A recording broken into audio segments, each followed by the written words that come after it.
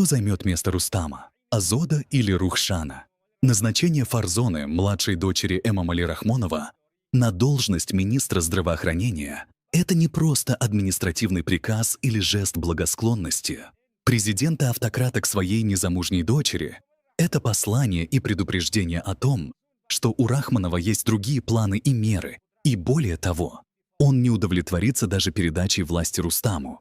Не ждите этого. План и мера Рахмонова – создание в Таджикистане королевства, подобного Саудовской Аравии, то есть Оли Рахмон, привлечение и назначение всех этих детей и внуков на государственные должности не бесцельно и не бессмысленно. Некоторые могут упрекнуть меня в том, что я не преувеличиваю и не подчеркиваю, что Рахмонов не вводит монархическую систему.